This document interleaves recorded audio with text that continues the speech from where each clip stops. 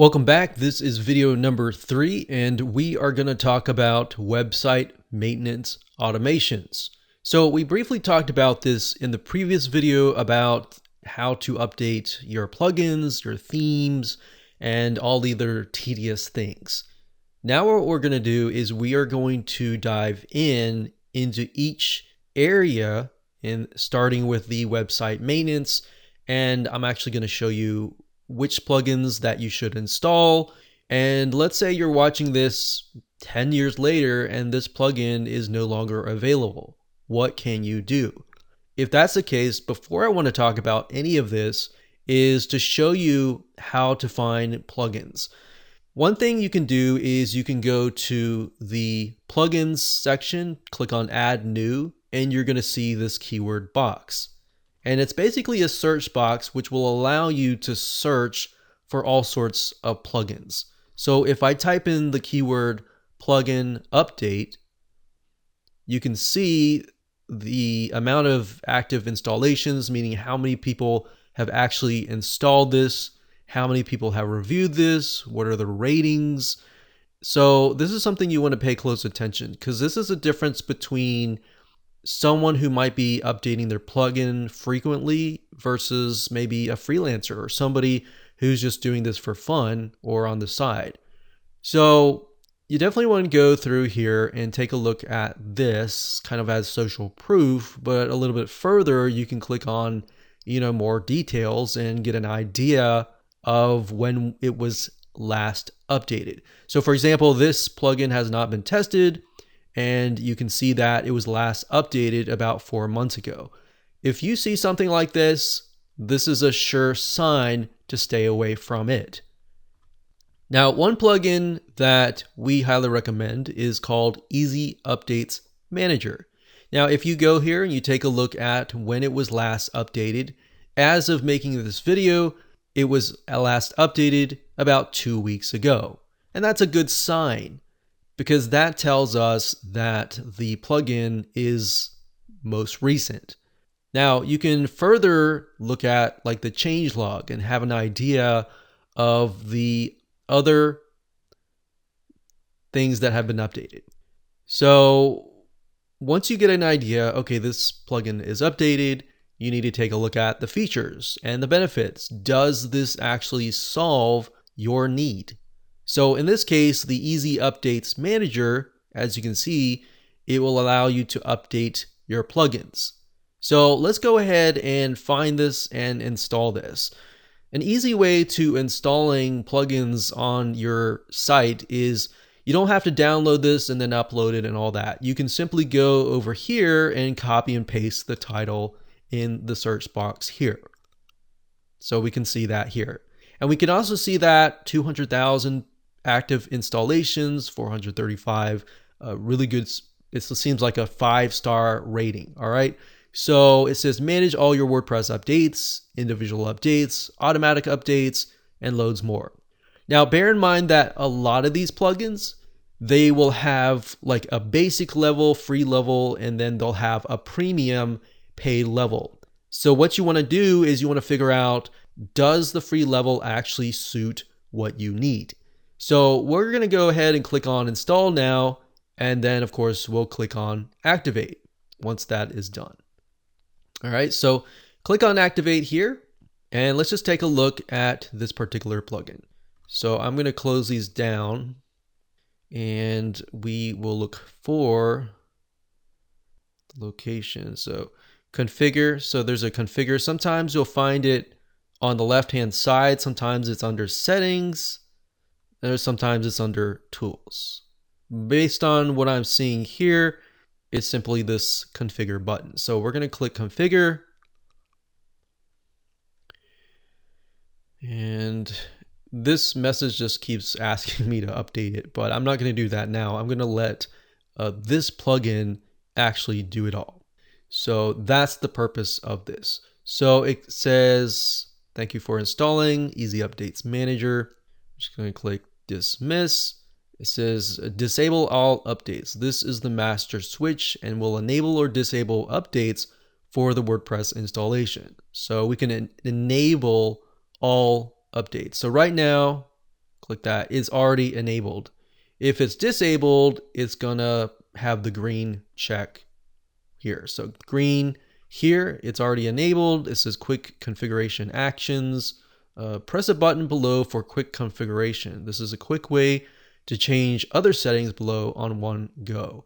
So we can either, update everything or just have the WordPress default settings. And let's see here. If you put your mouse over the question mark, it tells you exactly what it's going to do. It says WordPress acts like this plugin is not installed. Only minor core updates. So in other words, only some updates will be updated. So in this case, you could click auto update everything, and this would actually update every single thing. So right here it says WordPress core updates. You can disable core updates, and core updates basically means the WordPress as a whole. So WordPress, the content management system, whenever an update comes out, you want to auto update all releases. So we're going to leave this unchecked because this includes WordPress development updates, and we just want the main final core update. Then we have plugin updates, enable auto updates for themes, translation updates, where unless you really run something that's related to translation, I would just simply disable it. Because that actually will clog up your site. Okay, core notification emails, basically this will email you whenever an update is done. So just simply enter your email there and you're good to go. Now there are other elements here. So we got plugins here, click on plugins. And what's cool about this is you can either just go with the general settings, or if you go under plugins, it will allow you to set, okay, I only want these plugins to be updated and I don't want this one here. So that's what this feature would allow you to do. So if you know for a fact that you don't want to update, certain plugins for whatever reason, then you can do that. Then we have themes. You can do the same thing with themes. But like I said, typically the easiest way is simply to go with general, and you're good to go. Now, if you want to, go ahead and check out their premium version to get an idea of if that's what you want to do. But to be honest, the free level pretty much takes care of everything that we want. So that's good for you.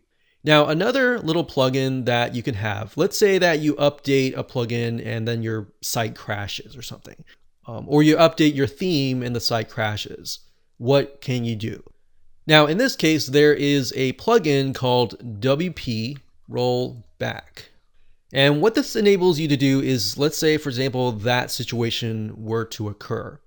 This allows you to basically roll back to the working plugin. And this is really nice to have because anything can happen in terms of WordPress because you're installing, third-party WordPress plugins. And you don't know if they were programmed correctly, or there's a conflict between one plugin and the other one. So having that option is going to be really good for you.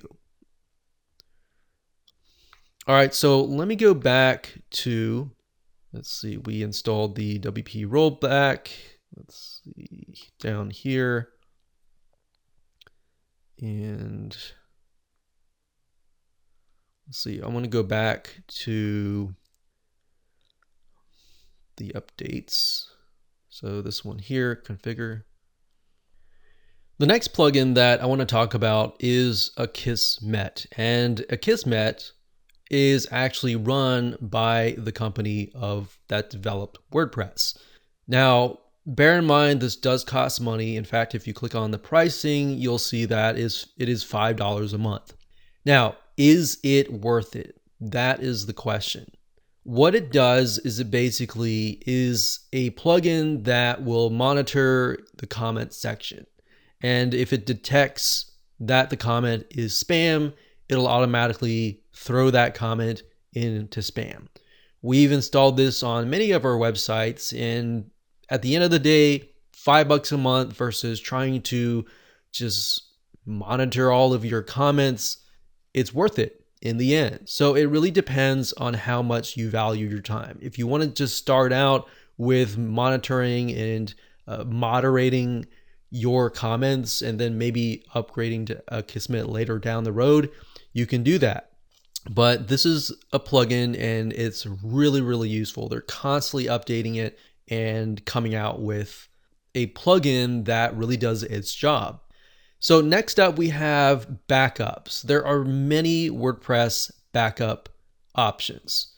And one of them is called Updraft Plus. This is a plugin that we also use, and it's very, very helpful because not only can you tell the system, hey, I need you to schedule, once a day at midnight, you can also have it upload the files to a certain third-party server. So it can upload to FTP, it can upload to Amazon S3, it can upload to, Google and Dropbox and more. So you can get an idea just from the icons right here. And if you go here, you type in Updraft Plus, you can see that the last update was about 4 weeks ago. Now, bear in mind that they do have a free version, and then of course they do have a version that is, premium. So I would highly recommend that you just come here and check it out, see if the free version fits you or you need to upgrade to the premium version.